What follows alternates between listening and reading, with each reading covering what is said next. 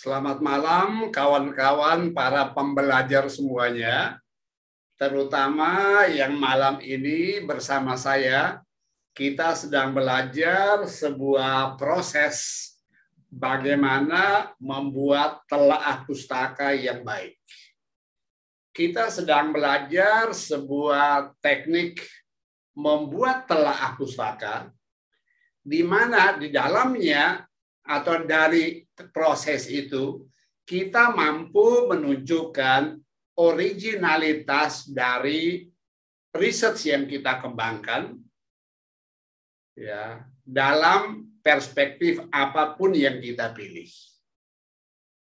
Oleh karena itu, kawan-kawan semuanya, saya akan mengenalkan sebuah pendekatan atau sebuah teknik bagaimana kita membuat telaah pustaka yang saya sebut sebagai teknik Oiplik.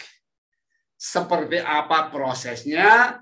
Mari kita belajar bersama-sama ya malam ini dengan kawan-kawan yang secara khusus belajar bersama saya malam ini untuk menulis naskah jurnal ilmiah, terutama jurnal ilmiah bereputasi, yang salah satu kunci utamanya adalah kualitas dari proses kita membuat telaah pustaka atau literatur review.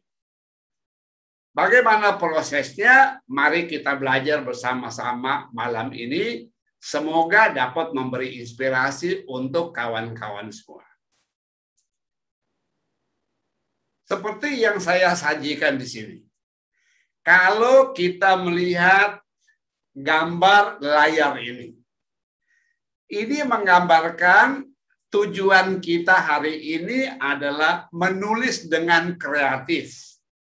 Menulis sebuah telaah pustaka dengan kreatif, dengan sebuah teknik yang memungkinkan kita bagaimana melahirkan pikiran-pikiran orisinal, dan atas dasar pemikiran-pemikiran itu kita menyusun DNA dari artikel kita, yaitu diksi apa yang kita pilih, narasi apa yang kita bangun, dan argumentasi apa yang kita kembangkan.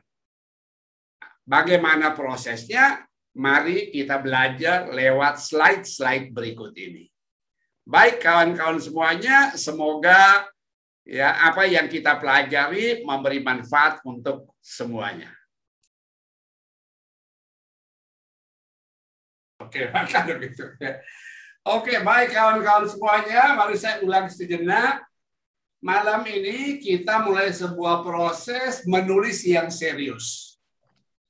Artinya apa?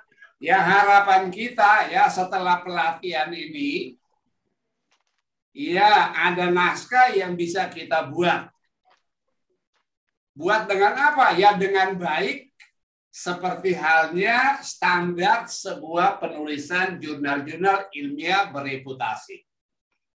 Jadi kita akan tulis untuk ya jurnal yang bereputasi. Kalau jurnal abal-abal sih tulis sembarang aja, pasti juga Bapak submit hari ini, kemarin udah terbit.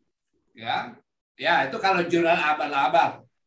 Tapi kalau jurnal yang baik, ya Bapak submit hari ini, mungkin sore reject, sore langsung ditolak.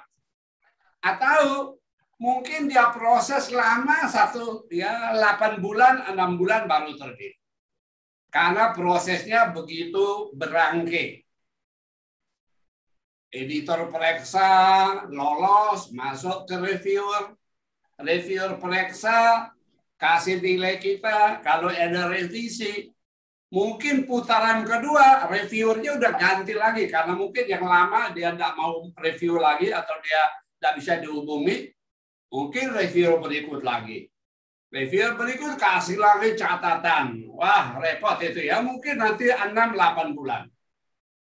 Ya, 6-8 bulan kira-kira ya. Dulu mungkin 2 tahun ya, sekarang kayak enggak ya. Oke. Nah, oleh karena itu maka saya rasa yang harus kita lakukan atau kita pikirkan bagaimana menulis dengan baik. Nah, itulah sebabnya pelatihan ini belajar dari pengalaman pelatihan yang lalu. Sudah saya beri satu ekstra pertemuan. Tetapi ya tidak ada naskah yang masuk untuk bisa dilihat. Ya, padahal ada orang 30. Ada orang 16. Ada 20. Ya, tidak ada naskah satu yang masuk. Atau masuk pun ada 1-2 yang menurut saya ini sudah bisa, memang ya, sudah bisa. Ya.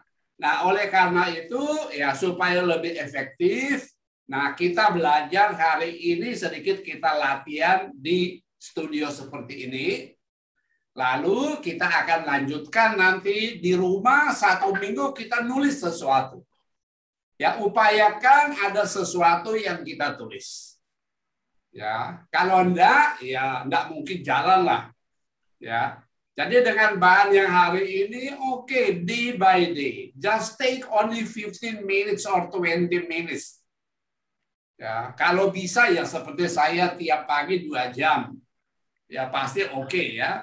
Tapi kawan-kawan enggak, saya tiap pagi pasti duduk di ruangan saya ini, ya jam 5 atau setengah 5 ya, nanti pasti sampai jam 7, itu berarti 2 jam atau 2,5 jam saya sudah menulis sesuatu yang mungkin relevan langsung dengan artikel atau mungkin tidak terlalu nanti ya tidak apa-apa, tapi paling tidak kita membuat mood kita nyambung, ini penting.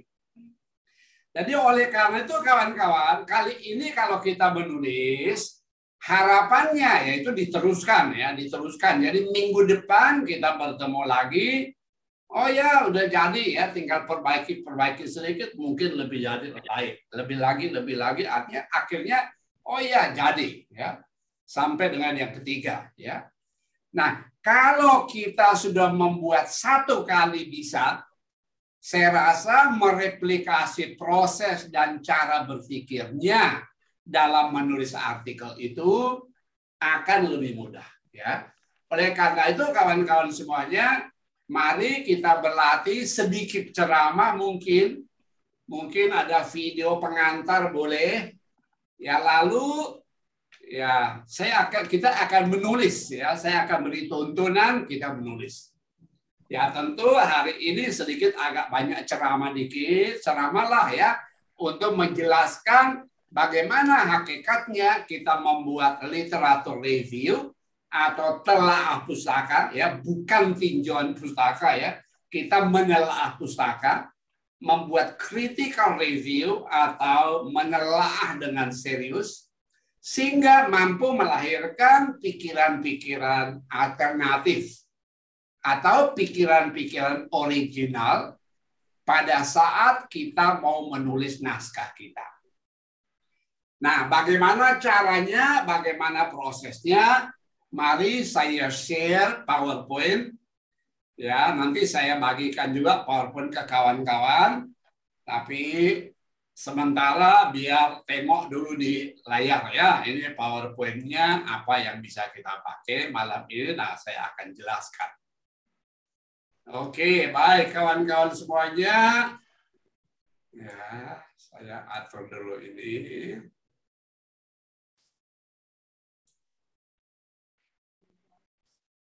Oke.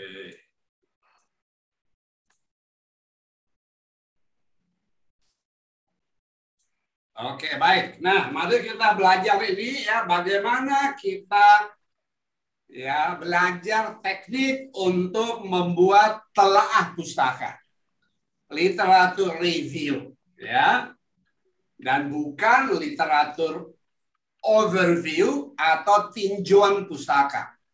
Kita tidak buat tinjauan pustaka, tapi kita buat telaah pustaka. Di mana pentingnya, di mana perlunya. Nah, mari kita belajar bersama-sama. Oke, baik, mari kita belajar. Ya, apa maksudnya sebuah telaah pustaka, sebuah literatur review? Ya, yaitu bagaimana kita mengkaji pustaka-pustaka, mengkaji pikiran-pikiran para ilmuwan, pikiran-pikiran peneliti, yang akan kita jadikan asupan untuk membentuk pikiran kita sendiri.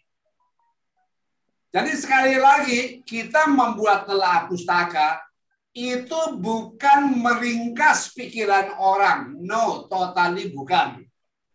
Itu adalah menyimak, menggali, menelaah cara proses hasil berpikir orang lain yang akan membantu kita untuk menulis pikiran kita sendiri, walaupun pikiran kita akan diperkuat oleh pikiran yang kita ambil dari orang-orang yang kita review artikel mereka.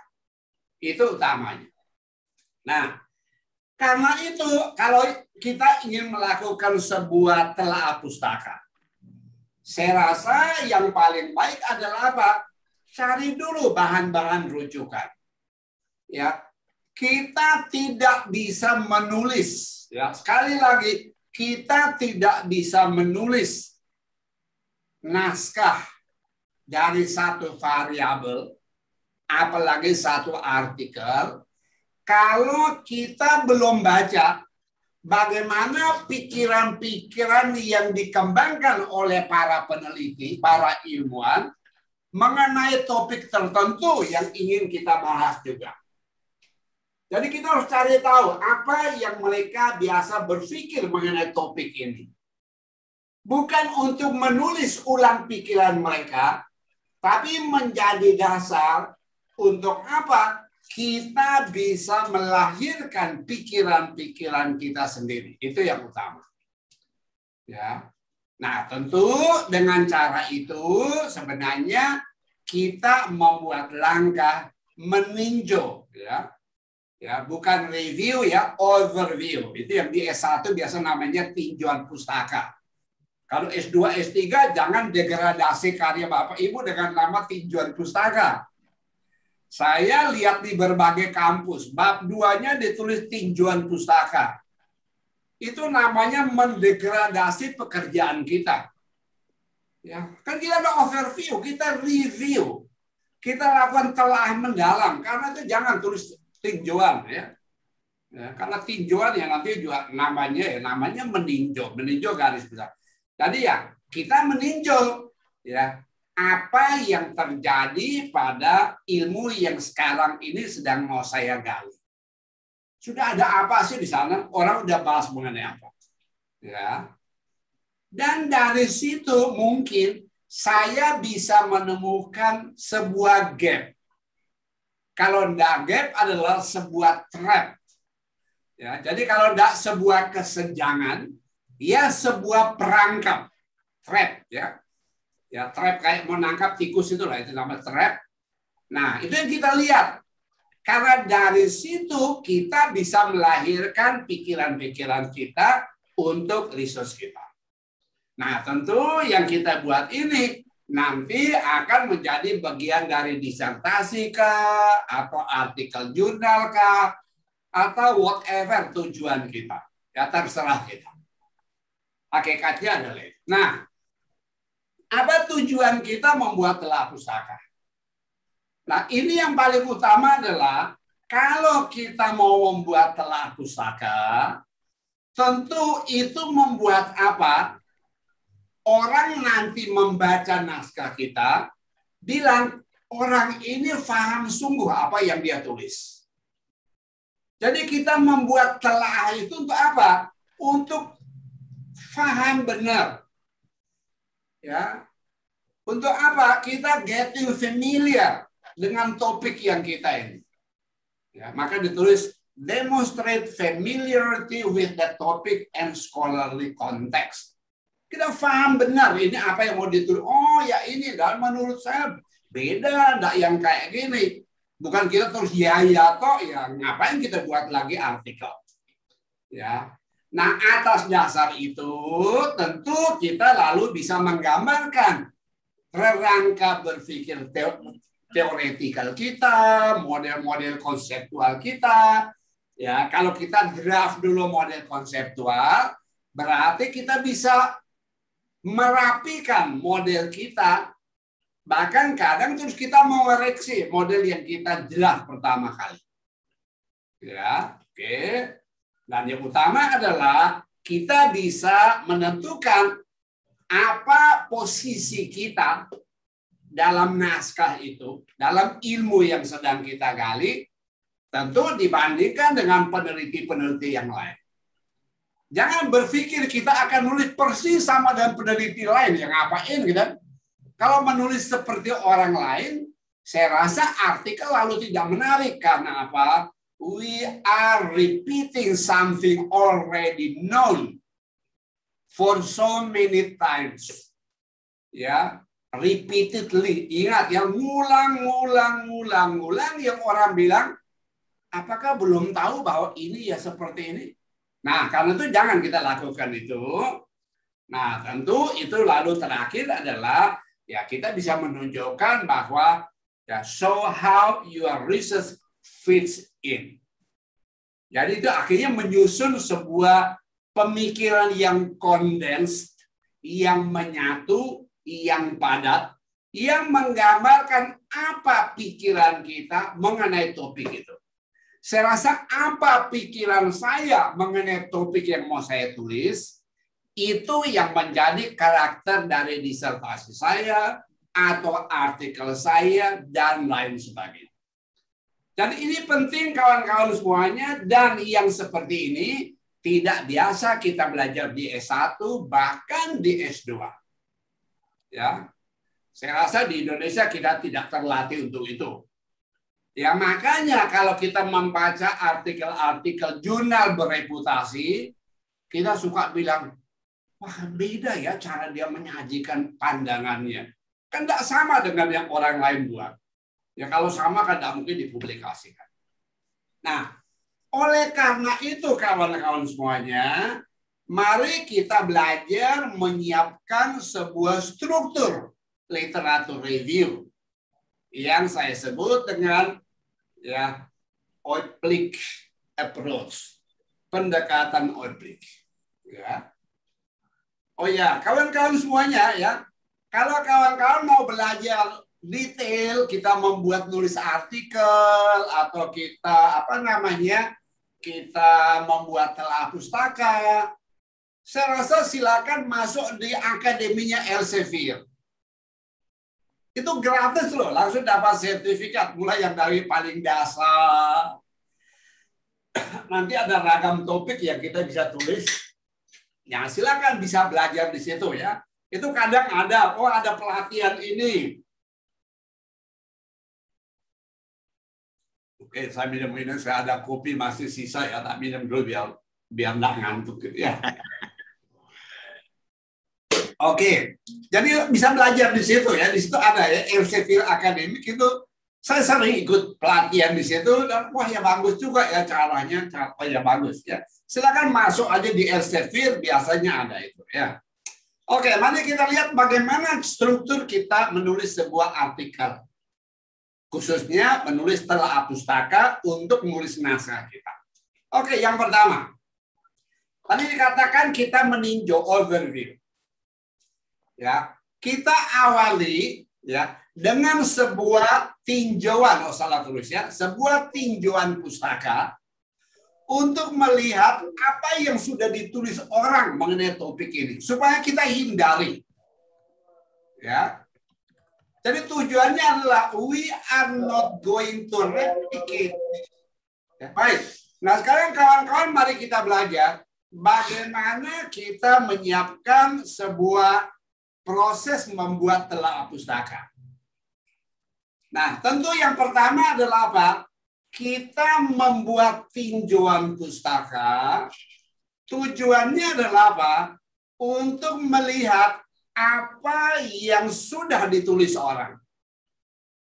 Atau yang biasa ditulis orang. Tujuannya adalah apa? Untuk menghindari itu. Bukan untuk nulis persis kayak itu yang tidak ada perlunya. Ya.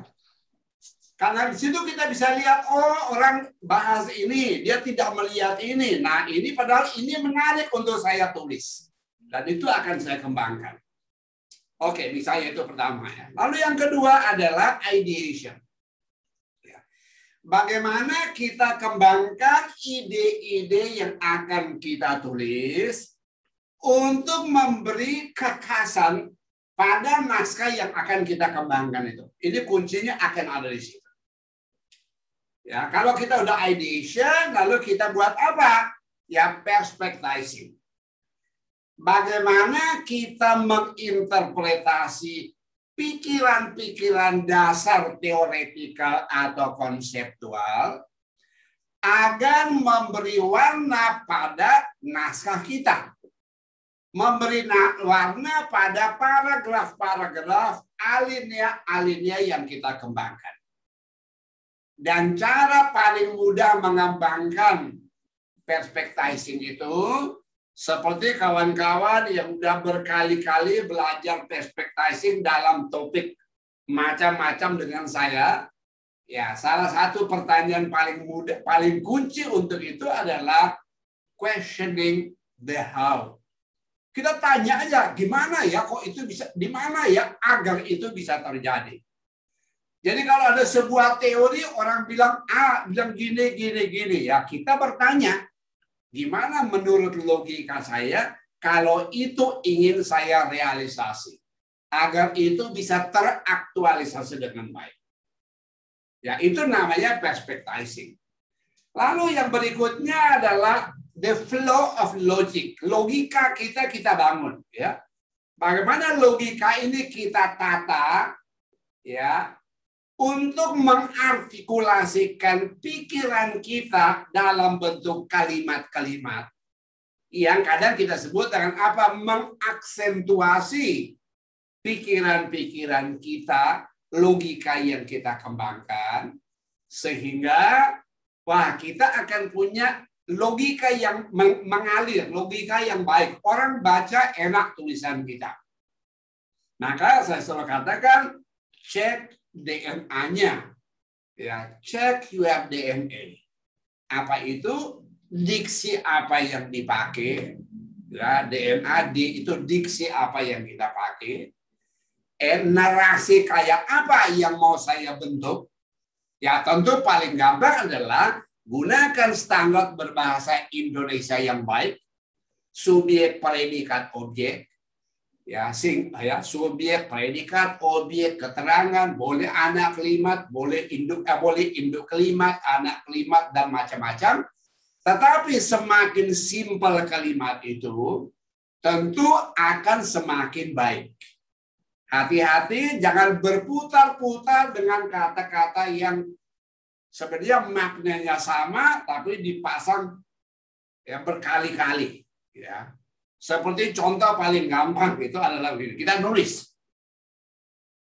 Perusahaan adalah organisasi bisnis yang melakukan kegiatan-kegiatan penciptaan nilai dan delivery nilai.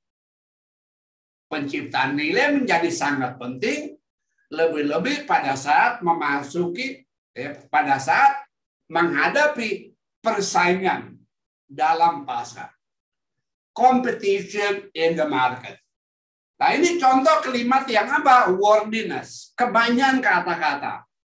Nah kalau perusahaan ngomong persaingan, ya nggak usah pakai lagi kata in the market. Nah. Ya pasti persaingannya dalam pasar kan, masa persaingan di mana? Nggak ada tempatnya. Itu contoh. Itu yang kalau kita manfaatkan jasa para proof. Ya para proof ya bukan proofreader ya, mereka itu perbaikan loh ya. Jadi para mereka itu ahli-ahli proofreading itu untuk memperbaiki naskah kita. Biasa yang gitu dia potong. Ya, kalau kita pakai software juga ya biasa dia bilang ini wordiness. Please more it simply. Ya more simple kira-kira begitu. Nah, ini yang saya katakan hati-hati dan itu cara kita mengartikulasikan pikiran kita. Nah, lalu yang terakhir tentu kita mengkonfigurasikan pikiran kita, ya idea configuration, ya dalam bentuk apa? Tadi narasi, argumentasi yang kita kembangkan, boleh pilih mau kalimatnya kalimat-kalimat dengan alinea atau paragraf induktif atau paragraf-paragraf deduktif, terserah. Ya, tentu saja dengan kalimat-kalimat yang efektif. Ya, kalimat yang efektif, kalimat yang orang baca ya langsung paham apa maksudnya, ya. Nah, karena itu kawan-kawan semuanya, ya, mari kita mengawali ini dengan kita belajar sedikit lewat sebuah video yang akan saya sharekan untuk kawan-kawan semuanya. Oke, baik, sebentar kita belajar dulu lewat satu bahan belajar. Saya tutup ini dulu. Mari kita belajar lewat sebuah video ya mengenai bagaimana kita menulis naskah. Baik, saya sharekan sejenak videonya. Oke. Advanced video. Oke. Baik, kawan-kawan, lihat di layar ini ada sebuah judul video, naskah pengantar ya, penulisan artikel ya. Bisa kelihatan kah? Bisa, Prof. Oke, Terlihat, Prof. Oke, saya jalankan ya, coba.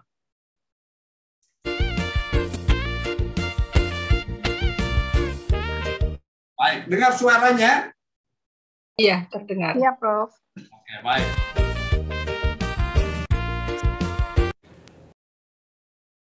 Oke, baik kawan-kawan semuanya, saya rasa itu video pengantar bagaimana kita ya nanti menyiapkan naskah jurnal kita ya. Oke, tadi dikirim YouTube-nya juga ke kawan-kawan, silakan nanti sambil di rumah silakan dalami itu sehingga bisa terus nanti dikembangkan ya. Nah, mari kita lanjutkan ya. Jadi apalagi yang harus kita lakukan, walaupun naskah pembahasan tadi adalah sebuah pengantar untuk menulis awal, yaitu menulis introduction, ya, atau background to the research, tetapi tetap relevan cara menyajikan pikiran itu pada waktu kita menulis apa saja variabel yang mau kita buat. Nah, karena itu mari kita lihat lagi seperti yang tadi, yaitu PowerPoint kita. Ya, kita lanjutkan, lihat PowerPoint kita. Saya pastikan dia gerak apa enggak.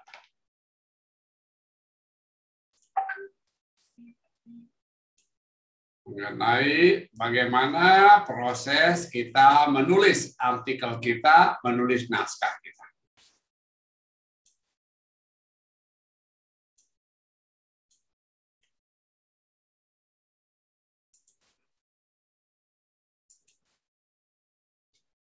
Oke, baik kawan-kawan semuanya, mari kita lihat lebih lanjut ya. Satu persatu apa yang akan kita buat pada saat kita menyiapkan naskah kita. Ya. Tadi kita katakan dalam teknik ini pertama adalah kita overview. Nah, itu langkah yang paling baik saya sangat anjurkan kawan-kawan adalah apa? Baca artikel-artikel jurnal bereputasi untuk melihat bagaimana para ahli itu menulis naskahnya dan dia lakukan pengembangan masalahnya. Ya. Oke. Baik, ada yang bertanya tadi di video bahwa wah, kita pertama harus lihat dulu popularitas dari naskah itu. Ya. Gimana caranya kita lihat naskah itu populer apa tidak? Ya, cara satu-satunya cara adalah apa? Ya baca jurnal. Ya, kalau kita nggak baca, pasti kita nggak tahu. Ini topik yang sudah biasa ditulis atau ini belum banyak ditulis orang. Dua-duanya berguna. Kalau sudah banyak ditulis orang, berarti wah, kita ikut menyumbang pemikiran-pemikiran baru terhadap apa yang sudah settle itu. Kalau belum banyak, wah itu malah ruang untuk kita menulis, mengembangkan pikiran. Kartu pertama, lihat jurnal. Tentu baca itu artinya apa? Ya lihat overview aja sambil lalu lihat, oh dia udah bahas ini, bahas ini, bahas ini. Lihat aja. Kalau saya, caranya adalah lihat aja di model-model mereka kembangkan. Ya. Ya. Dan di situ kita tanya, apa yang umumnya mereka tulis dan apa yang menurut kita mereka nggak perhatikan. Jadi waktu kita baca artikel orang, kita harus lihat, oh mereka tulis ini, tapi kok nggak perhatikan yang ini ya? Padahal ini penting supaya konsep yang dia tulis itu bisa jalan. Jadi sekali lagi membaca artikel apapun dengan logika kita. Dengan logika, bertanya logika itu adalah apa? Ya ini oke, tapi kok ini ada hal yang penting kok dia nggak perhatikan. Ya. Lalu ya tidak kalah penting, kita kelompokkan bahan rujukan sesuai dengan rencana penulisan variabel kita. Nah, kawan-kawan bisa lihat ya, contoh ini. Katakan saya mau menulis sebuah model seperti ini. Ini yang tadi pagi saya udah WA semua kan, supaya coba siapkan sebuah model apa yang mau ditulis. Ya, katakan contoh model seperti ini. Nah, model seperti ini kawan-kawan lihat pasti variabelnya semuanya baru. Ini semuanya baru. Kecuali variabel namanya sales performance. Nah, mengapa? Karena kita baca. Jadi kalau kawan-kawan sekarang gunakan research gap tipe 3. Ya, tipe 3. Nah, ini enggak. Saya sekarang menulis dengan gunakan research gap tipe 2. Tipe 2 itu adalah apa?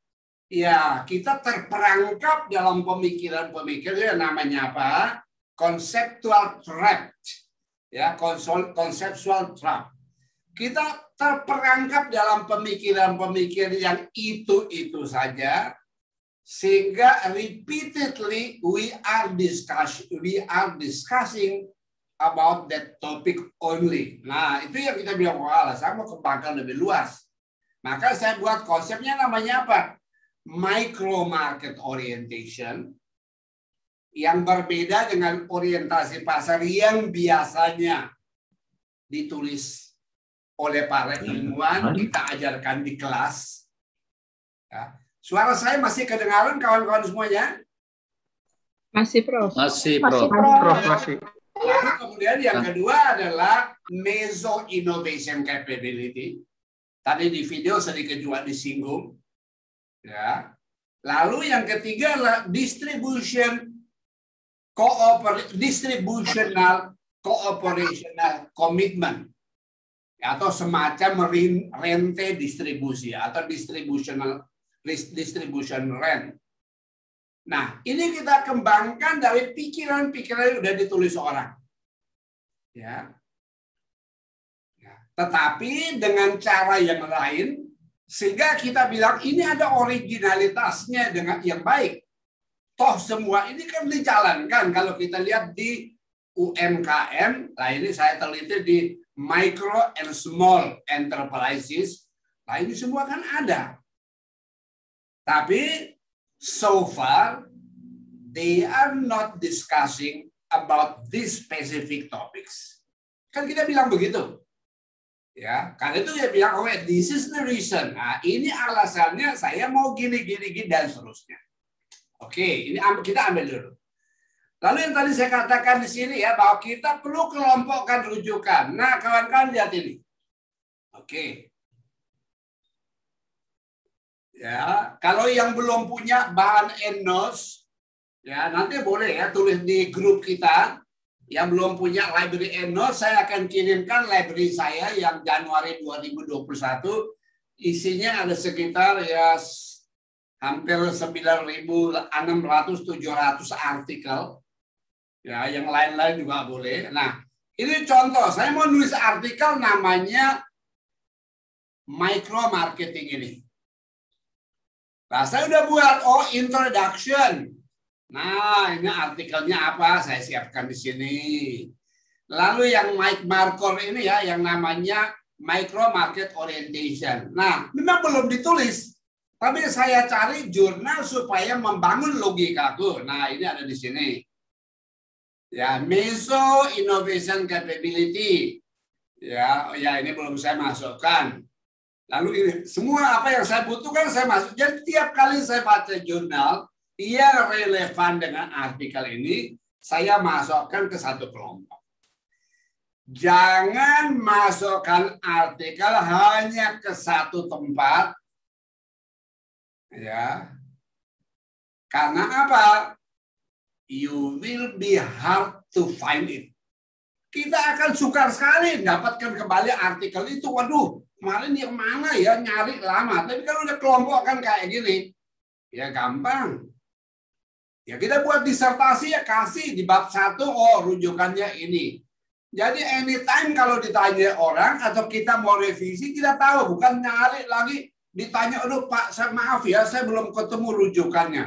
Loh, emangnya kemarin kamu ngarang apa Pi? Ada Pak, karena tidak disiapkan. Ya, ini cara menyiapkan seperti ini. Jadi kawan-kawan jangan lupa yang punya EndNotes ya. Kebetulan saya pakai EndNotes. Banyak yang pakai Mendeley ya. Oke, enggak apa-apa lah, Mendeley juga boleh. Oke, lalu kita lihat lebih lanjut ya. Nomor 2, ideation-nya apa yang kita lakukan? Pertama adalah tentukan satu variabel apa yang akan kita tulis. Itu dulu ya. Ya, kawan-kawan saya minta siapkan 3 variabel, oke. Nah, sekarang pikirkan dulu satu mana yang mau ditulis, terserah yang mau ditulis variabel apa boleh. Lalu lihat model yang sudah kita kembangkan. Nah, itu model kayak tadi punya saya. Nah, contoh ini kan. Jadi ini tadi, wah saya mau tulis yang mana ya? Wah, saya mau tulis yang micro market orientation. Berarti di benak saya udah ada pikiran ini akan nyenggol ke Meso Innovation Capability. Ini juga akan nyenggol ke pembahasan mengenai distributional cooperation commitment. Pasti akan ke sana. Ya, oke. Jadi lihat.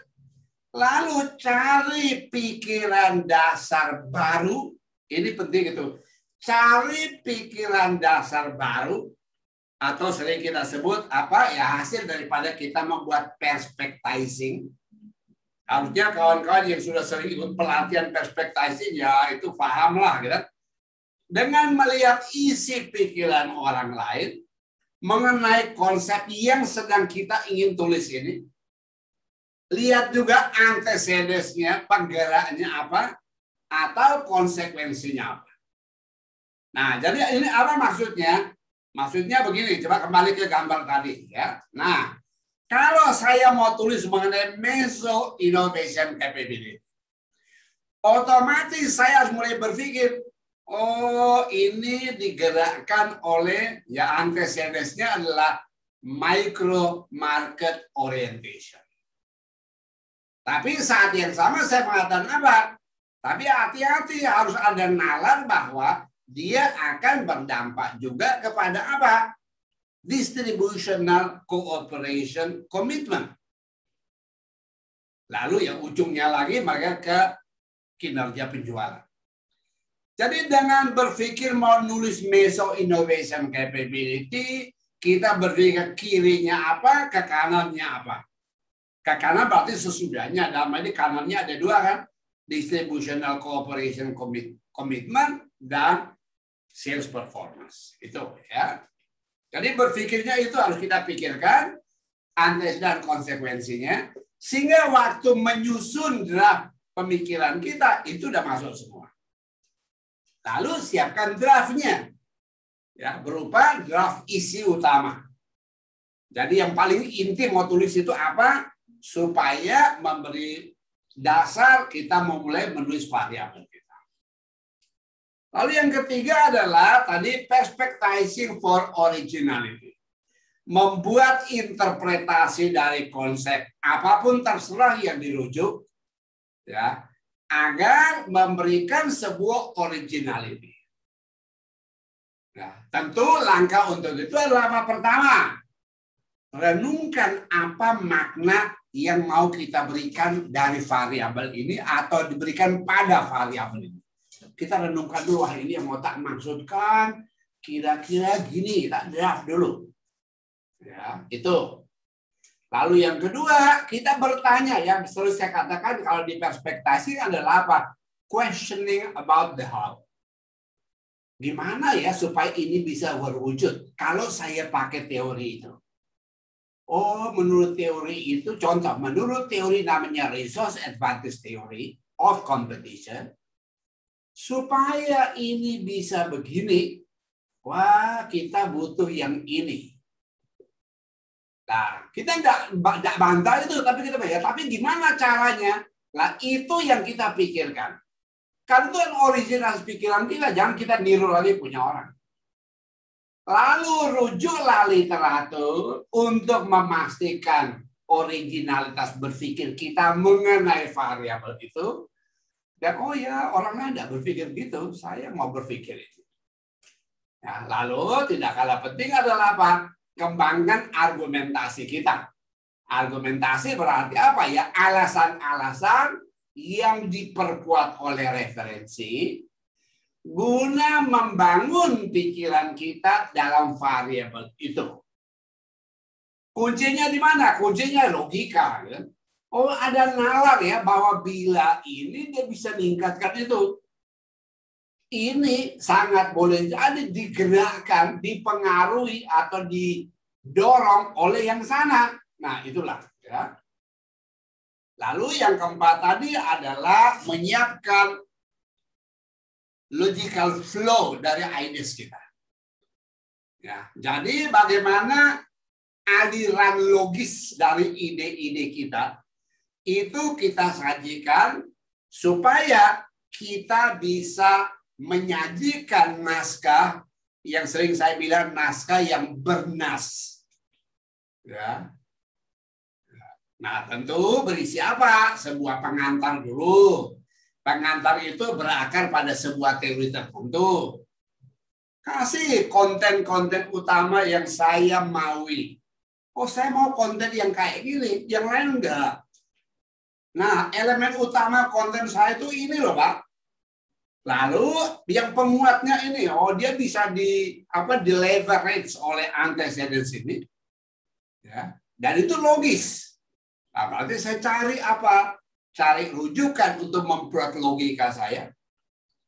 Ya. Dengan kata lain apa? Dia mikirkan variabel yang ada di kiri variabel yang mau kita tulis itu.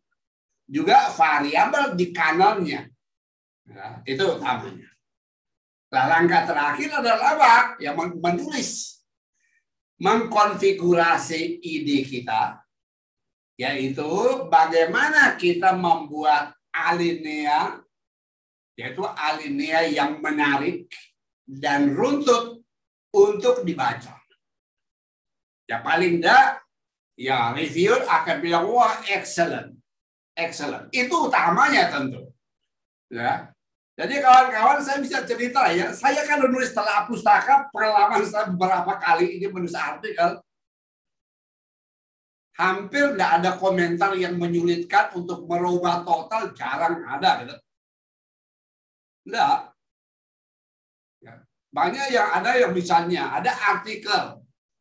Ya, ada artikel saya, itu saya kirim ke Emerald to Q2. Itu di review pertama, ada seorang reviewer, itu udah mengatakan ini accepted. Ini bisa diterima, digambarkan. Wah, cara mengalirkan pikirannya sangat logik, runtut. Ya, nah itu menurut saya itu kuncinya di situ. Ya, lah kalau review lihat itu udah bagus, paling ada koreksi-koreksi. Oke, kita review lagi, kita tambah lagi. Tapi tujuannya untuk apa? Untuk tadi DNA itu. Diksi kita ambil, narasinya kita buat. Tapi on top of that adalah apa? Argumentasi, ya. Argumentation kita. We argue gini atau kita bilang karena alasan gini dan sebagainya. Karena itu, silakan tulis, boleh pilih. Mau pakai paragraf deduktif boleh, atau paragraf induktif juga boleh. Kalau alinea deduktif itu, ya buat dulu besarannya, lalu baru titik kecilnya. Kalau paragraf induktif, ya buat dulu rinci-rincinya, baru nyimpulkan di kalimat terakhir dari paragraf. Itu gaya kita menulis. Nah, variabel utama mungkin kita akan nulis berupa apa sebanyak 1 atau 3 atau 5, tapi jarang yang 1 alinea ya. Ya, 1 alinea biasanya kalau sudah di hipotesa pelengkap. Kawan-kawan bisa lihat kan banyak di jurnal hipotesa yang melengkapi paling cuma 1 alinea, kadang 2. Tapi saya bilang bebas milih 1K, 3K, 5. Itu bebas menurut kedalaman konten, lebih-lebih kalau konsep itu baru ya, baru untuk pembaca-pembaca kita. Nah, tentu setiap alinea harus berisi ya narasi dengan argumentasi yang lengkap. Nah, dan itu bagus kalau apa? Argumentasi itu disajikan dalam bentuk argumentasi berlapis. Argumentasi berlapis itu salah satu kunci membuat reviewer kita akan mengatakan, oh ya, orang ini memang kompeten. Ya, bukan di riwayat hidup kita. Karena apa? Reviewer dia tidak tahu riwayat hidup kita. Yang tahu riwayat hidup kita, biografi kita kan editor. Reviewer kan tidak dapat ya. Editor biasanya kita kasih kan, kita ini siapa, udah tulis di jurnal mana aja. Ya, tapi di reviewer enggak, dia tidak dapat itu. Dia tidak tahu siapa ini kita kan enggak. Nah, karena itu saya biasa bilang, pakailah argumentasi yang berlapis. Argumentasi berlapis itu misalnya kita tulis begini. Konsep ini penting merujuk pada ya, yang kami akarkan pada teori agency atau agency teori karena beberapa pertimbangan sebagai berikut. 1, ini. 2, ini. 3, ini. Argumentasi berlapis itu membuat pembaca sangat yakin we are mastering the subject. Itu penting bahwa kita menguasai benar bahan itu.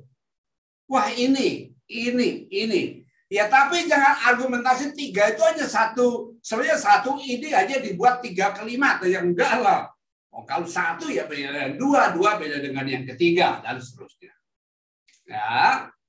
Lalu sajikan kalimat justifikasi agar secara logis memunculkan hipotesa yang kita maui. Ya. Ya, bila variabel itu harus melahirkan hipotesis tentu saja. Kalau variabel itu tidak untuk melahirkan hipotesis, ya enggak perlu ya.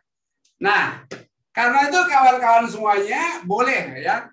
Mari kita belajar sedikit dari sebuah contoh ya. Bagaimana saya mendraft sebuah naskah.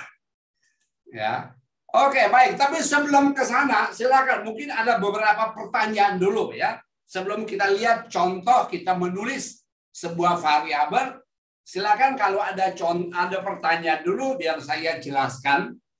Ya. Oke, baik. Silakan kalau ada pertanyaan. Hari ini toh yang ada penjelasan panjang, yang lain kan dah, nanti kita nulis ya. Mau tanya, Prof. Silakan.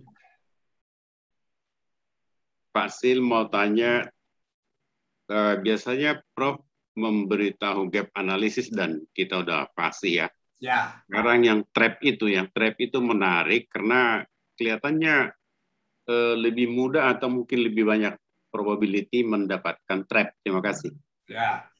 Sebenarnya tidak juga, Pak. Lumayan sukar itu, lumayan sulit. Nanti kita lihat contohnya ya. Ya. Sebenarnya yang paling mudah adalah apa? Paling mudah itu yang bisa gap tipe 3. Jadi kalau kawan-kawan yang udah sering ikut pelatihan saya, research gap ada tipe 1, 2, 3, 4, 5, nggak usah lah dipikirkan. Nah, biasa kita belajar dengan research gap tipe 3. Itu menurut saya yang paling gampang, 3 dan 4. Tapi saya lagi mau nulis dengan apa? Tipe 2. Tipe 2 itu artinya apa? Pikiran ini jangan-jangan nggak berlaku ya. Lah mengapa kita bilang nggak berlaku? Kok bolak-balik kita tulis ya kayak gitu toh isinya. Emangnya itu berlaku di yang kayak di sini? Belum tentu kan? Nah nanti dari contoh kita bisa lihat yang saya siapkan contoh, kebetulan contohnya pakai yang research gap tipe 2 yang agak suka ya. Baik. Begitu ya Pak Sil ya. Oke. Baik. Mau tanya Prof. Terima kasih. Silakan. Tadi kan di kerangka itu saya lihat itu kan banyak variabel baru yang jujur saya katakan belum pernah saya dengar aja belum pernah. Oh iya. Pertanyaan saya itu bagaimana kita memunculkan itu? Kemudian kan nanti pasti ada indikatornya itu saya lihat. Dan membangkitkan indikator itu bagaimana caranya gitu loh. Variabel tadi itu tentu saja bukan variabel baru banget sih enggak. Tetapi variabel dari hasil perspectizing. Ya. Dari hasil perspectizing artinya apa? Saya menulis itu, ya, saya menulis itu dengan cara membuat interpretasi pada riset orang lain, ya, seperti yang biasa kita baca di jurnal-jurnal kelas tinggi kan seperti itu. Dan menurut saya, wah ini lebih pas daripada yang lain, kan? Nah, siapa yang menentukan? Kita sendiri. Nanti indikatornya dari mana? Wong karena kita adaptasi dari orang, kan variabel itu kan bukan variabel baru murni, tapi variabel yang kita adaptasi dari orang. Nah, kalau gitu kita ambil yang punya orang itu, ya kita bilang kita tidak adopt, ya, tapi kita adaptasi. Dari punya orang itu kita coba sesuaikan apakah dia sesuai dengan penelitian utama yang sedang saya buat. Kalau itu sesuai, ya maka saya bilang monggo. Ya, atau kalau enggak ya apa? Saya buat hingga sesuai kan. Ya. Jadi caranya adalah begitu, Pak. Jadi jangan khawatir kalau kita meneliti udah ambil yang levelnya tadi saya katakan, kita ambil tipe 2. Ya, tentu arahnya pasti akan ke sana, ya. Ya. Oke, nah indikator gampang nanti kita buat. Baik, nanti kalau kita belajar indikator saya jelaskan lagi ya. Atau itu nanti belakangan ya. Oke, ada lagi kawan-kawan? Ada lagi pertanyaan? Silakan kalau ada pertanyaan sebelum saya lanjutkan pada bagaimana membuat contoh supaya nanti kalau kita mulai menjerah punya kita, ya kita bisa agak mulus menuju ke sananya. Ya. Oke. Nggak ada pertanyaan? Mbak Lia, nggak ada pertanyaan? Oke. Bisa cukup jelas kawan-kawan semuanya? Cukup, Prof. Ya, Prof. Ya baik, yang perlu adalah jelas ya. Kalau enggak nanti tapi nanti kita nulis jadi pasti jelas ya. Oke, baik saya lanjutkan kalau gitu ya. Nah, mari kita kembali ke bahan kita tadi. Oke.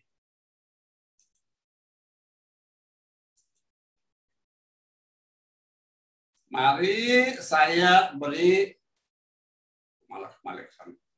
beri contoh bagaimana menggunakan pendekatan yang tadi saya gambarkan itu untuk menulis artikel ini. Jadi saya ambil research gap tipe 2. Ya, riset tipe 2. Lalu jurnal target. Ya, mau publikasikan di mana? Di Management Research Review. Itu Emerald Scopus Q1. Mengenai topiknya micro market orientation. Micro market orientation. Wah, salah tulis ya. Yes, oke. Orientation. Oke. Nah, judulnya macam apa? Nah, ini judulnya. Ya, mudah-mudahan bisa kelihatan kawan-kawan judulnya. Judulnya adalah Micro Market Orientation, Innovation and External Dynamics Pressures. Ya. Perspektif Ratok, ya, Resource Advantage Theory of Competition. Itu penulis pertama saya, penulis kedua Mbak Nalal, penulis ketiga Pak Idris. Nah, tentu urutan penulis sesuai dengan beban kerja penulisannya. Ya, yang tulis paling banyak, beban paling berat ya penulis pertama. Ya. Lalu yang agak lumayan banyak penulis kedua, ketiga dan seterusnya. Ya. Oke. Tujuannya adalah apa? Ya. The current study proposes a concept of micro market orientation for solving the conceptual trap. Nah, ini conceptual trap, bukan gap ya. Conceptual trap in market orientation research in micro and small enterprises, then builds a model moderated by uncontrollable external pressures.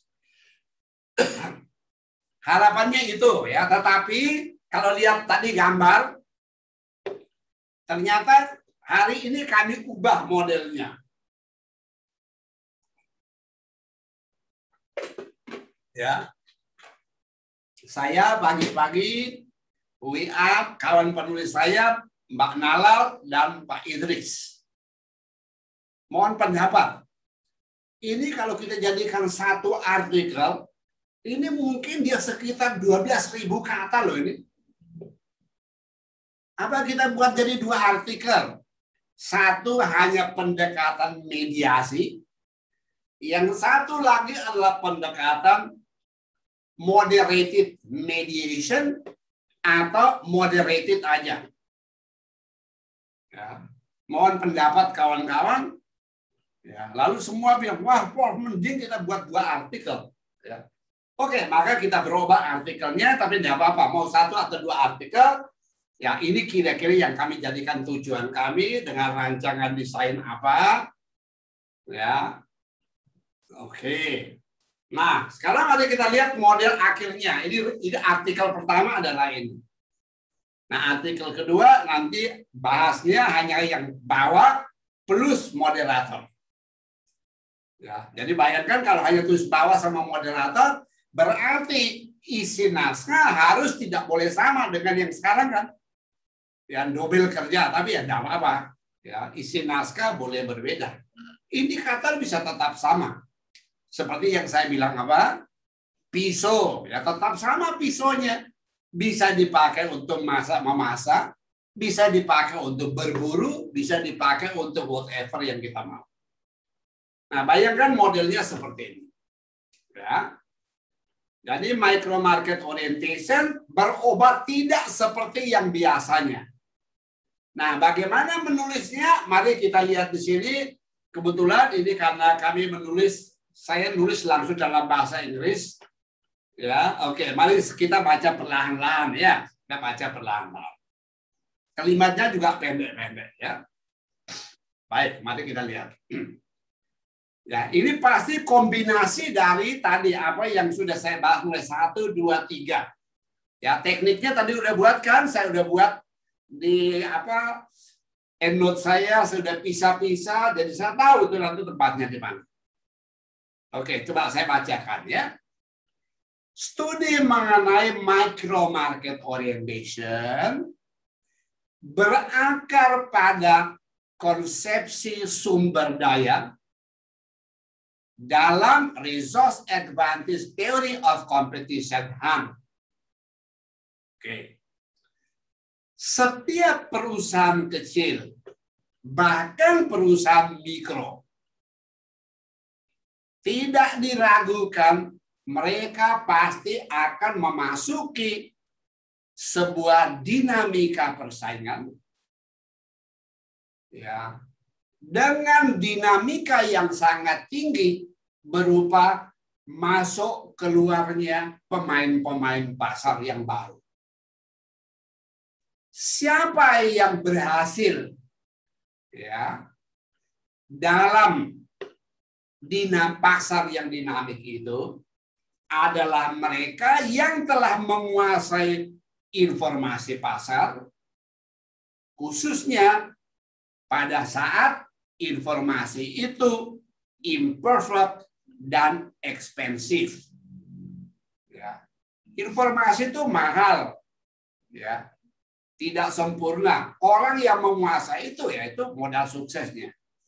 Therefore, oleh karena itu, setiap perusahaan akan selalu berusaha untuk membuat atau untuk ya mendapatkan informasi-informasi yang benar agar mereka bisa melakukan upaya-upaya yang tepat, khususnya di dalam dinamika pasar yang kompetitif.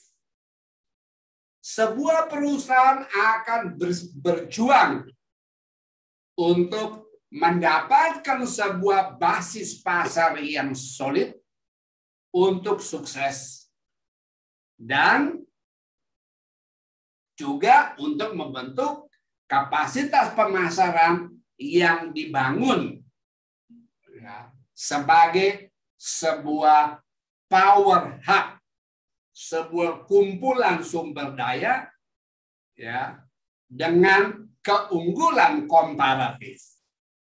Nah, keunggulan komparatif tentu itu konsepnya Morgan dan Hahn. Kalau kita mau sukses harus punya keunggulan komparatif dalam sumber daya kita.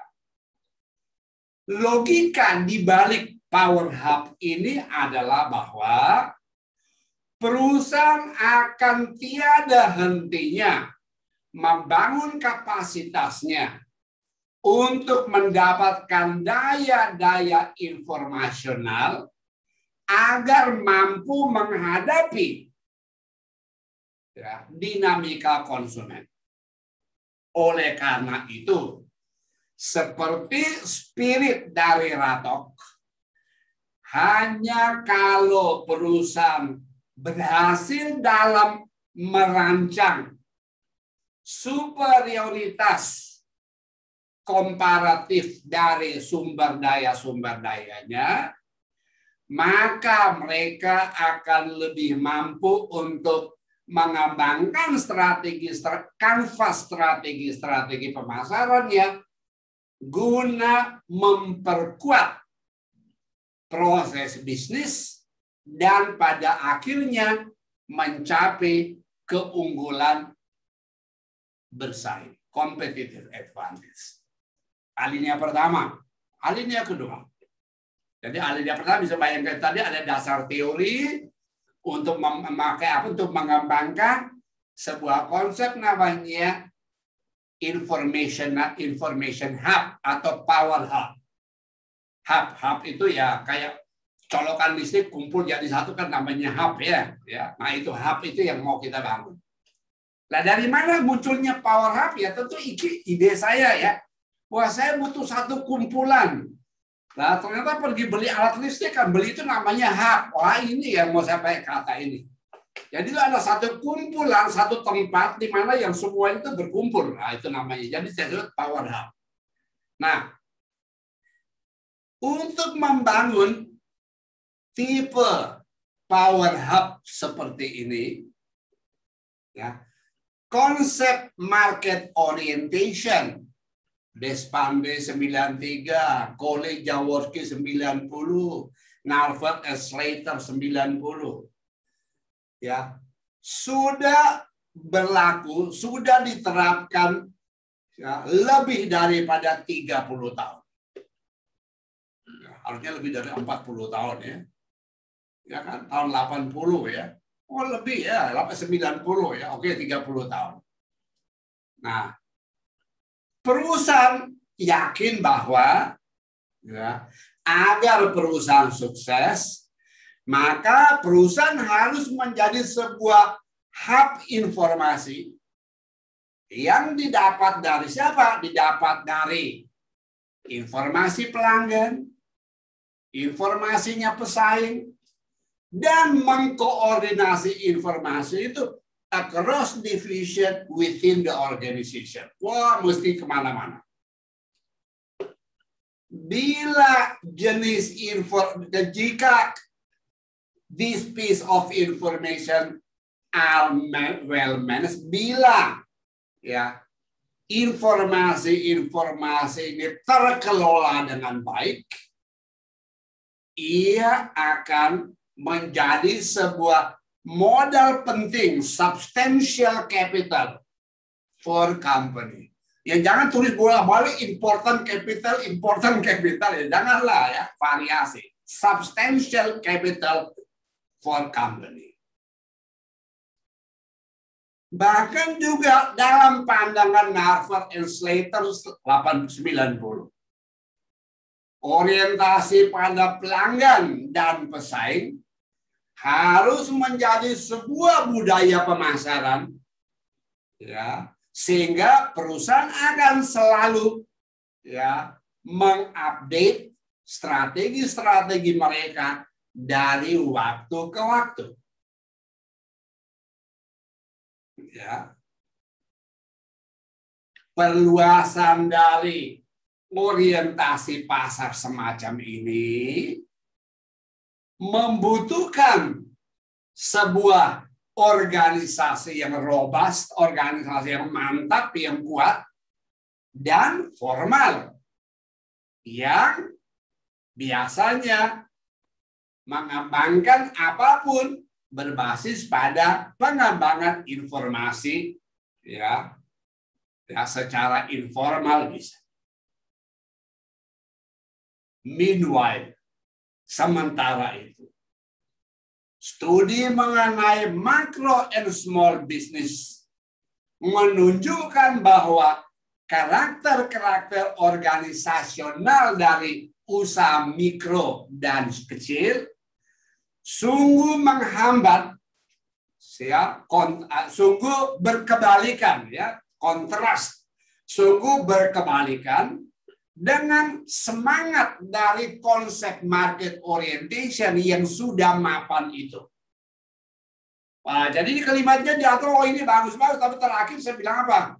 Iya, tetapi kalau usaha kecil menengah, usaha mikro dan kecil, ya ngomong mengenai karakter-karakter organisasional seperti itu, wah lah mereka malah tidak punya itu. Karena nggak ada lah kira-kira yang kayak gitu.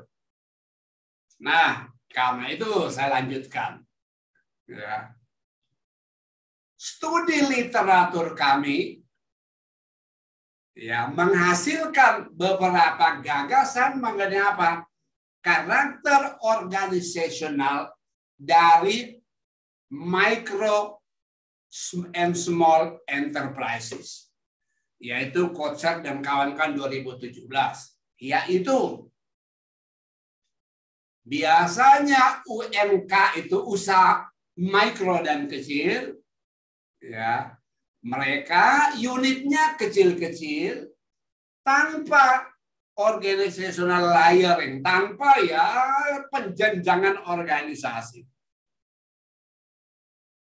Flexibility dalam proses kerja organisasional, oh fleksibel banget, ya itu namanya serabutan itu kan. And no departmental or functional mindset. Nggak ada itu mindset departemental, fungsional, enggak lah. Semua bisa dikerjakan. Multitasking owner manager. Wah, owner manager itu serba bisa. Which are yang bisa kita sajikan secara empirik di Indonesia.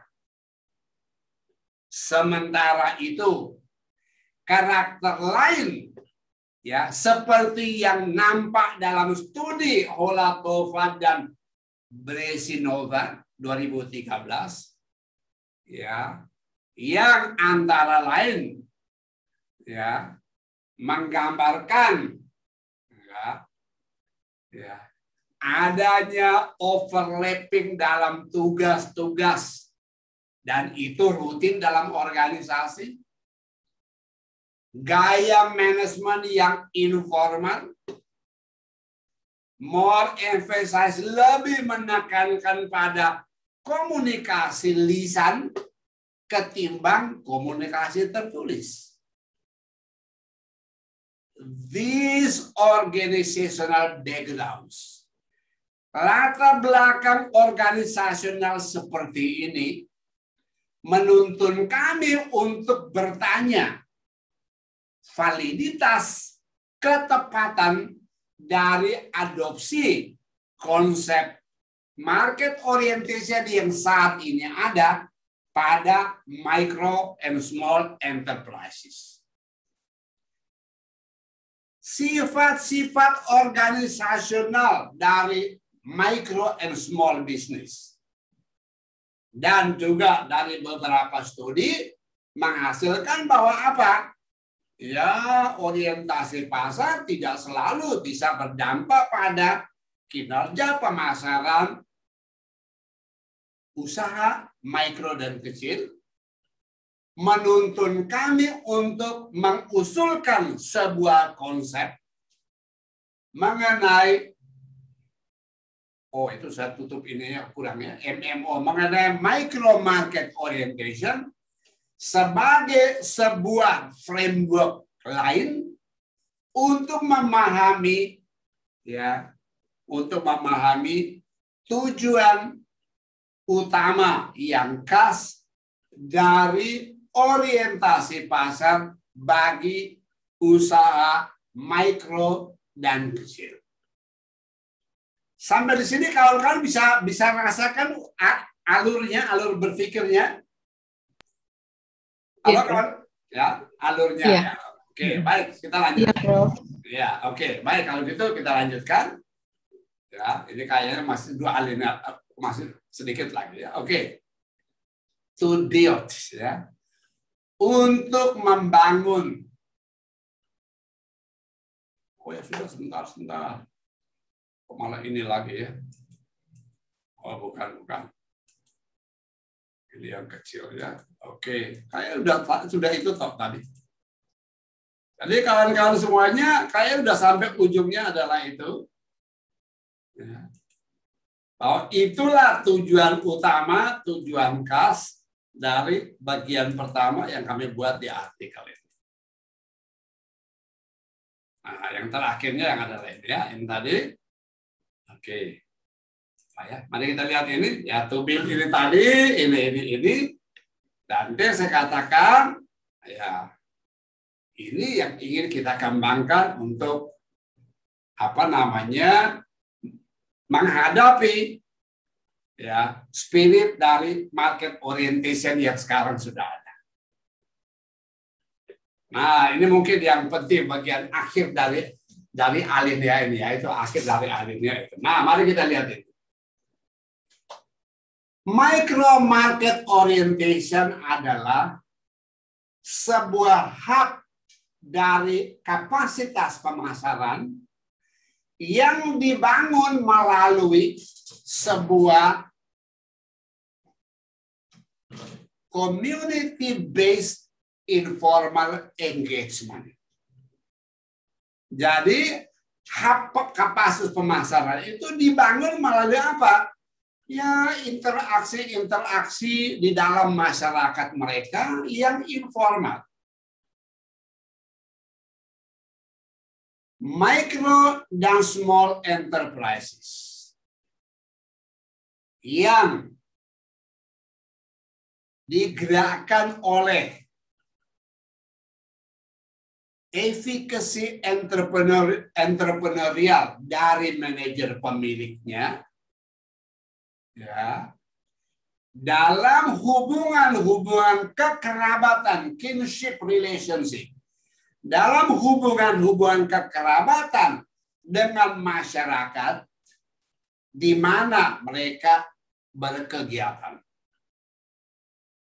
Sebuah interaksi kekerabatan adalah sebuah community hub, sebuah kumpulan anggota masyarakat untuk mendapatkan getting and sharing information.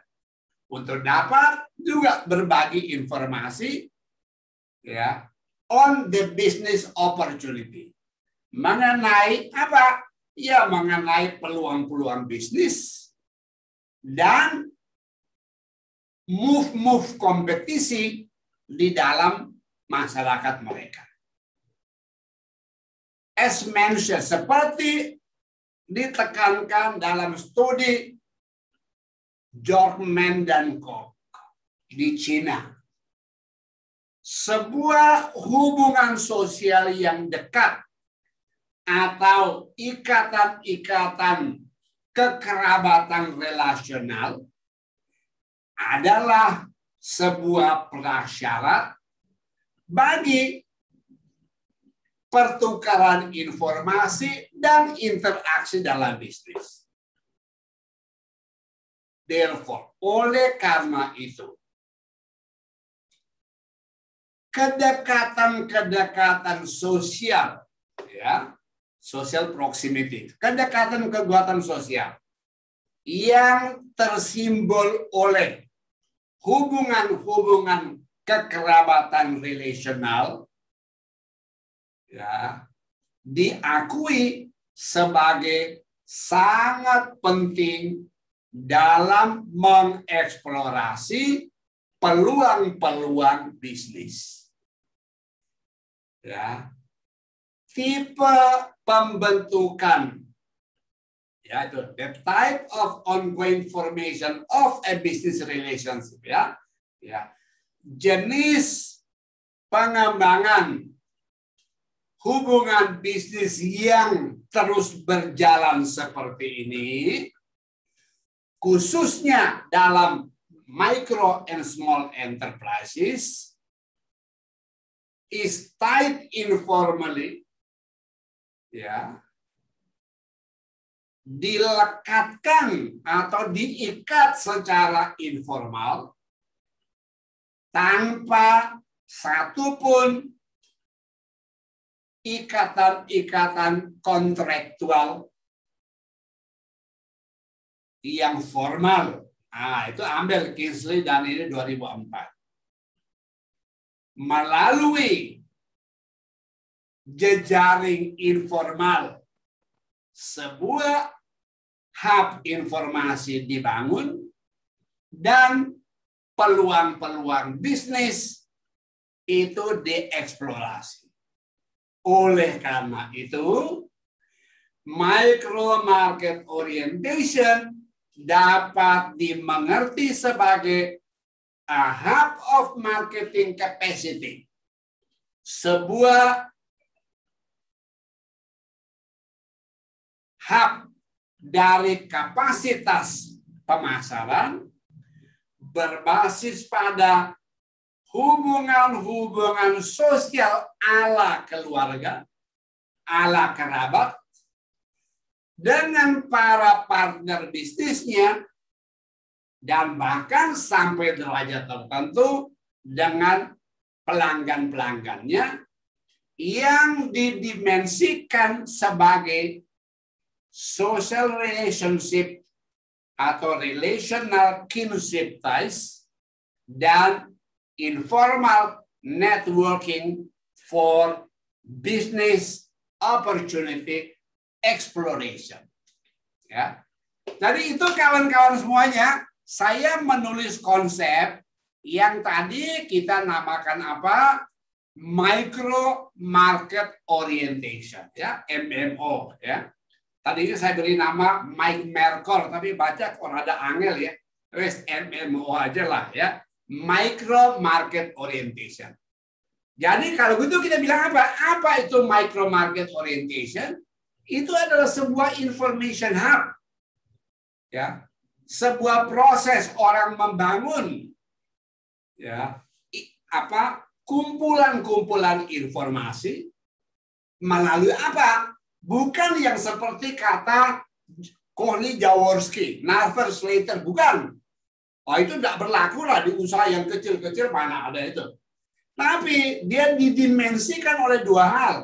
satu kekerabatan, hubungan kekerabatan, di mana dari situ saya dapat informasi ini.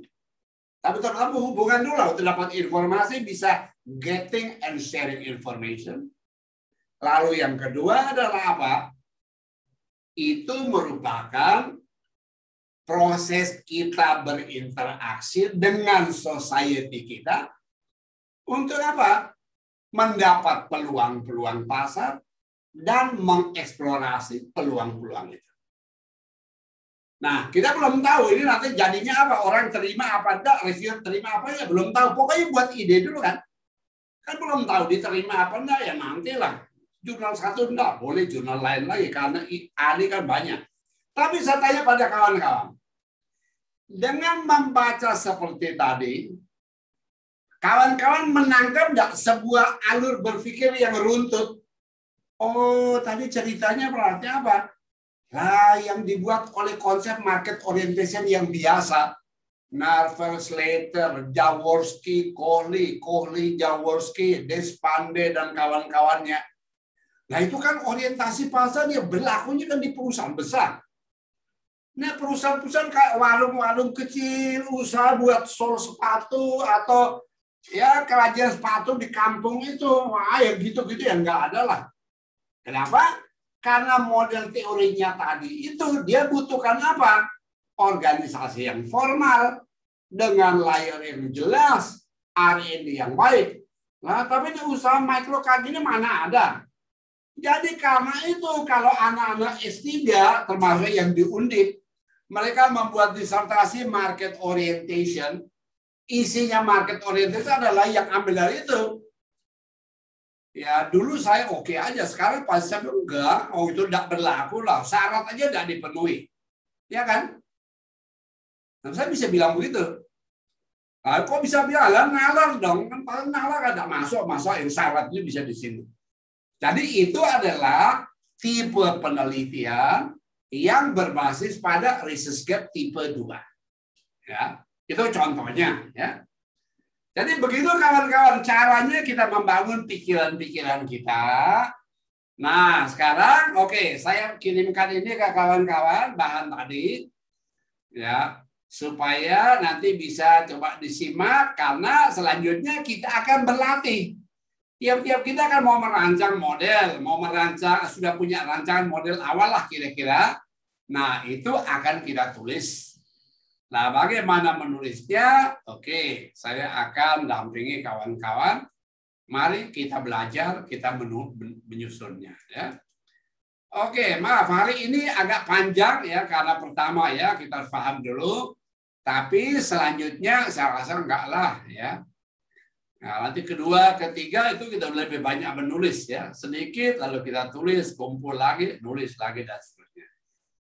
Oke, saya kirim ini PowerPoint-nya ke WA grup kita. Silakan bisa di-download, bisa diambil dan bisa disimak lebih lanjut. Oke. Dan silakan mungkin ada pertanyaan sebelum kita akan belajar ya. Belajar menyusun punya kita. Ya. Oke. Jadi ikut dulu ya langkah kita pertama apa? Draft dulu lah kita mau tulis mengenai apa. Ya. Oke, silakan kawan-kawan ambil dulu. Sudah ambil bahannya? Nah, sudah silakan buka saya tunjukkan. Ya, supaya ya, untuk hari ini saya rasa kita mesti duduk agak berkelompok ya. Karena kita baru nanti hari yang berikut kita akan tiap-tiap orang menghadap mejanya sendiri. Karena kita harus tulis sendiri. Saya akan buka ini 19 orang, berarti saya akan buka 18 ruangan. Ya, apa 16 ruangan ya. Ya tiap-tiap orang sendirilah, kalau gabung kan piye. Tapi hari ini untuk belajar, mari kita gabung dulu. Oh, semua ada model ya. Nah, kita bagi kelompoknya adalah ada siapa yang nanti mau tulis mengenai marketing boleh ya. Saya bagi dulu ruangannya ya. Saya buat ruang paling tidak ada 4 kelompok ruangan. Nanti silakan kawan-kawan pilih sendiri. Saya buat dulu ruang yang pertama adalah kalau yang mau tulis mengenai marketing. Ya. Oke, marketing. Yang lain kan tulis SDM. Oke. Caranya kan sama ya. SDM. Oke. Lalu kelompok yang 3 yang studi mengenai pariwisata, tourism. Pasti ada beberapa ya. Ya, satu lagi yang tulisnya agak lebih strategic management. Ya, oke. Itu tidak ada kelompok itu ya. Nah, nanti akan kawan-kawan pilih bebas. Ya. Oke, saya akan buka ruangan, tapi jangan masuk dulu ke ruangan ya. Jangan dulu masuk ke ruangan. Ya, mari kita lihat dulu apa yang harus kita buat. Persis seperti urutan tadi ya, urutan tadi. Ya, sudah download semua PowerPoint-nya kawan-kawan? Sudah, Prof. Oke. Nah, kalau sudah, mari kita ambil mulai dari yang pertama. Kak dulu sebentar. Oke ya. Nah, saya buka dulu.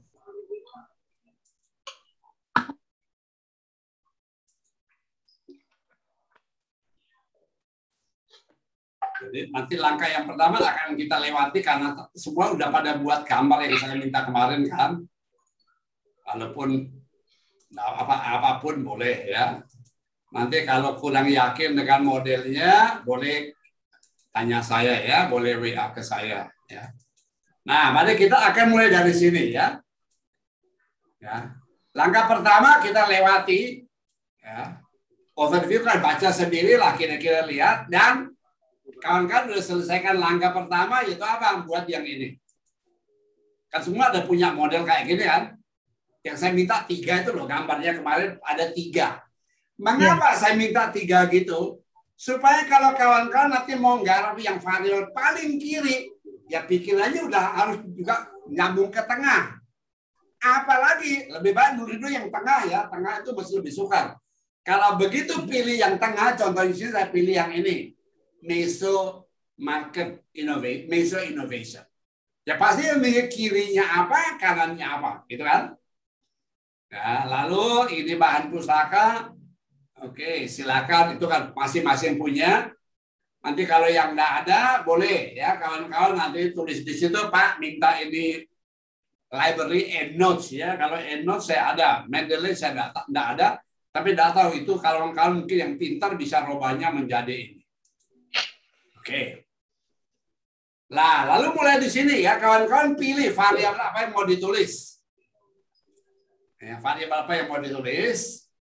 Itu langkah ideation kan begitu ya, pilih. Wah, saya mau tulis variabel kedua. Oke, enggak apa-apa. Nah, yang pertama mikirkan adalah apa? Seperti di situ ya. Selama ini orang-orang mikir ini mengenai apa ya? Kira-kira saya mau nulisnya seperti apa? Itu aja dulu. Nanti buat kalimatnya belakangan. Itu dulu.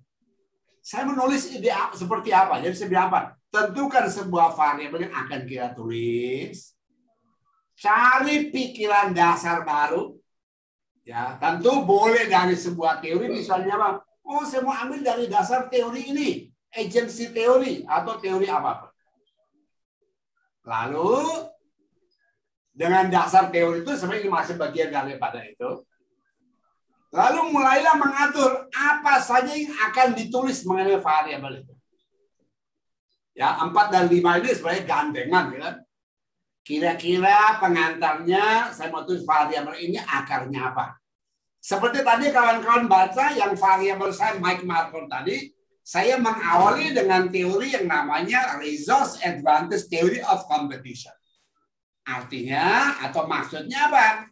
Dalam pikiran saya, market orientation itu mau saya anggap sebagai apa? Sebagai sebuah resource. Ya, market orientation kan resource. Kita cari apa tadi ya? Bisa lihat, wah ada ide bisnis apa? Dia ya Pak yang garap ini jadi supaya itu kan namanya input. Nah, ini menurut teori, wah bisa kita pakai namanya tadi. Ya, resource advantage theory of competition. Nah, lalu kita mulai mikirkan, kira-kira isi utama apa yang mau saya berikan di situ? Ya. Ya. Elemennya. Lalu, wah ini bisa dikuatkan oleh apa? Itu namanya antecedents. Berarti kita berikan dasar. Nah, jadi kawan-kawan dengan variabel yang dipilih, nah coba konsentrasi ke pedoman nomor 4. Kalau pedoman nomor 5 kan tinggal nulis jadi kalimatnya buat alineanya. Ya, tapi hari ini coba fokuskan nomor 4 dulu ya. Nomor 4 supaya kita tahu, oh saya mau nulis mengenai apa. Bisa jelas kawan-kawan semuanya? Jadi fokus dulu ke yang nomor 4 itu, tentu ya asumsinya lihat 1, 2, 3 ya. Baik. Nah, silakan kawan-kawan coba bisa mulai masuk ya. Milih kelompok, siapa yang mau ke marketing, yang mau ke SDM atau tourism atau strategik, silakan pilih ke sana, masuk. Nanti saya akan usahakan untuk juga berkunjung ke masing-masing grup ini. Oke. Keuangan nggak ada, Prof ya? Ya? Keuangan. Oh, ada keuangan juga. Ya, boleh saya tambah. Oh, tidak ada grup lagi. Oh, ini masuk di strategik itu, Pak. Oh ya, nanti biar ke situ. Oke, boleh masuk di strategik. Oke, baik. Silakan masuk di kelompok-kelompok itu.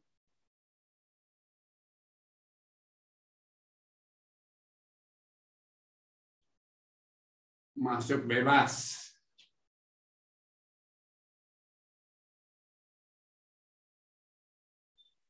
Marketing ada 3 orang. SDM 1. Tourism 2. Oke.